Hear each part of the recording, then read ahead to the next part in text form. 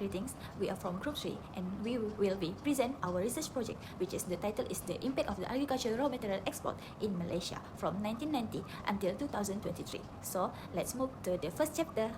For introduction, this study was conducted to examine the impact of the agricultural raw material export in Malaysia from 1919 to 2023, where the study emphasized the contribution of the agriculture sector export in driving economic growth, as well as factors such as technology, capital, and labor force. The trend of the correlation between the export performance and economic growth can be truly and deeply examined in the study by taking a relative long study period, which is 33 years. This period encompasses various economic change, government policy, development in the agriculture sector, and also the global market condition that affect Malaysia's agriculture sector. So next, we see the problem statement in this study. The first one is declining the contribution of the agriculture to Malaysia's GDP and the economic structure. The second is the challenges of the globalization and technological adaptation in Malaysian agriculture. And the third one is the dependency of the export commodities and market diversification risk. So next, we see the research question in this study. Does the technology advancement, capital development, labor force, and also the agricultural raw material export directly impact Malaysia's economic growth from 1990 to 2023? So next, let's move to the research objective. The first one is to access the technology advancement and first the Malaysian economic growth from the 1990 to 2023. Secondly is to analyze the capital influence Malaysia economic growth. Third one to evaluate the labor force, and the last one is to determine the agricultural raw material export influence Malaysia's economic growth from 1990 to 2023. So the last one is the significance of the study. The first one is to the economic insight. The secondly is the policy formulation. The third one is sustainability development. The fourth one is the investment opportunity, and the last one is the social economic impact. Next is nutrition review. We use the Cobb-Douglas production function, which is Y for output, A for productivity factor, L for labor, K for capital. Alpha or beta is for output, elasticity for labor and capital. Next is the historical component. It is developed by Cobb and Douglas in 1928 to model US manufacturing output. It is inspired by classical economics and marginalist theory. Empirically validated to demonstrate stable income shares between labor and capital over time. The third one is the study adoption. Agricultural export as an input. Modification includes agricultural raw material export to analyze their contribution to Malaysia economic growth. It is also to explore how agricultural export interacts with factors like exchange rate and economic fluctuation. The fourth one is application and benefits. Widely used for analyzing economic growth, technological changes, and sector-specific performance. Offer insight into fostering sustainable development in agriculture-driven economies like Malaysia. Next is empirical review. For the first one is technology. Technology refers to knowledge applied to improve production methods, enhance machinery, and facilitate innovation. The impact on growth is technological advancement, increased productivity, and entrepreneurship, fueling economic growth. The second one is human capital. Human capital includes education and health, which enhance individual productivity and contribute to national economic development. The impact on growth is investment in education and health lead to higher productivity, innovation, and economic growth. The third one is labor force. The agricultural sector once dominated Malaysia economy, but shifted towards industrialization, leading to a reliance on foreign labor for agricultural production. Foreign labor keeps agricultural costs low and enhance competitiveness in global market, but poses challenges for local wage and social integration. Its transformation still support Malaysia export revenue despite declining sectoral GDP share. The fourth one is agricultural raw materials. It is increased agricultural productivity leads to higher export revenue and poverty elevation, especially in rural areas. For the research design, for the data collection, we utilize the secondary data spanning 30 years, which is from 1990 to 2023. For the key indicator, Malaysia GDP, agricultural material export value, technology development, capital investment, and also the labor. For the data source, we use World Bank, FAO, and also the Malaysia Department Statistics. For the data analysis, we employ Penalty Square (PLS) regressions to analyze the relationship between independent and dependent variable. It is to avoid the fixed and random effect, offering a general view of trends across the dataset. We also use the econometric software, which is we use the eView for descriptive statistic and diagnostic tests to ensure the model robustness. For the research strategy, we use the quantitative approach, which means we apply statistical method for objective analysis and hypothesis testing. So it examined 30 years trends to identify the long-term relationship between the variable.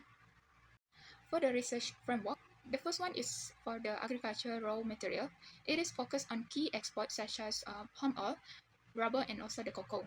Hypothesis to directly and indirectly enhance the GDP through revenue generation, trade balance improvement, and also the sectoral growth. For the second one, technology development. So it enhances the productivity, drive innovations, and also boost the efficiency across the sector. For the third one, for the capital investment, it represents the financial resource for modernizing operation and also expanding capacity in agriculture and related industry. And the fourth one is for the labor force. It is reflect the availability and the quality of human resource, a critical input to economic and activity. For the research hypothesis, for hypothesis 1, which means it's for the hypothesis to technology, if it's null, technology has no relationship with economic growth in Malaysia, and for the alternative, technology has the relationship with economic growth in Malaysia. For hypothesis 2, for capital, if it's null, capital has no relationship with economic growth. If it alternative, capital has a relationship with economic growth. For hypothesis 3, which means for the labor force, for now, labor force has no relationship with economic growth, and for the alternative, labor force has the relationship with economic growth in Malaysia. For the hypothesis 4, which means for the agricultural raw material export, it has the relationship with economic growth, and if it alternative, agricultural raw material export has no relationship with the economic growth in Malaysia. Hi, I'm DARSHAN MURUGAIYA. My matrix number is BB221100506. The estimation method that our group used to analyze the data that we collected for our studies is description analysis and also ordinary least square regression, also known as OLS. Descriptive analysis summarizes the main characteristic of the dataset without drawing extreme conclusion. So it helps us to provide insight into the past performance, helping to explain the impact of agricultural raw material exports towards Malaysia's economical growth since 1990 to 2023. The key techniques include the data aggregation, summarizing the data from various sources into a cohesive format. And the second method that we use is ordinary least square regression, which is a best fitting line to predict the dependable variable.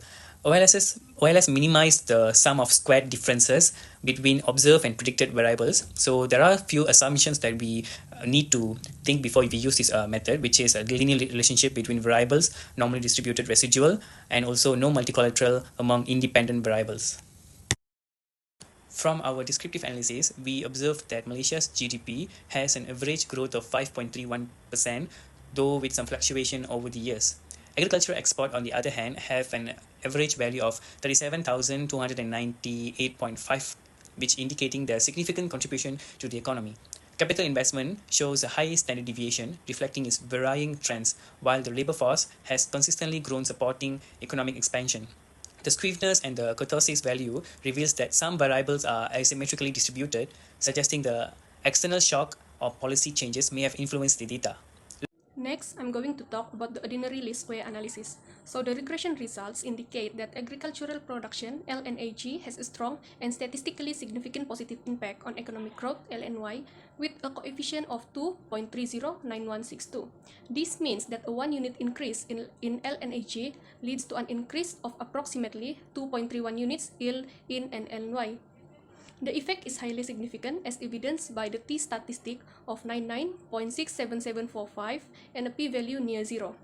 On the other hand, the variables LNA, LNK, and labor input LNL show negative coefficient, suggesting a slight inverse relationship with LNY. However, the p-values for these variables 0.3579 for LNA, 0.5175 for LNK, and 0.7654 for LNL are all greater than 0.05, indicating that these effects are not statistically significant. The hypothesis testing results indicate that technology, capital, and labor force have no significant relationship with economic growth, as all three hypotheses were accepted. However, the hypothesis regarding agricultural raw material export was rejected, suggesting a potential relationship with economic growth. And as for discussion, our analysis reveals a strong positive correlation between agricultural raw material exports, such as palm oil and rubber, and economic growth. However, this reliance on commodity exports presents challenges related to price volatility, climate change, and sustainability concerns. Conversely, we found that technology, capital investment, and labor force participation have not significantly contributed to economic growth during this period. These findings suggest that Malaysia needs to address inefficiency in technology adoption, capital allocation, and labor force dynamics within the agricultural sectors to achieve more diversified and sustainable economic growth. This includes promoting skills development, targeted investments, and improved labor conditions to maximize the potential of these crucial economic drivers. As for recommendation, to boost Malaysia's agricultural export competitiveness, the country must invest in technology and innovation, modernize agricultural practices, and promote sustainable agro-technologies. Additionally, Malaysia needs to strengthen trade facilitation, streamline processes, and adapt trade policies to enhance competitiveness and market access. Continuous monitoring and evaluation of agricultural export performance are crucial for sustained growth, utilizing analytical tools to identify trends, obstacles, and areas for improvement. This data-driven approach will inform policy adjustments, optimize resource allocation, and ensure Malaysia's continued competitiveness in the global agricultural market. This study has several limitations. First, in terms of scope, it is focused on Malaysia, covering a limited time frame from 1990 to 2023, and is restricted to agricultural sector.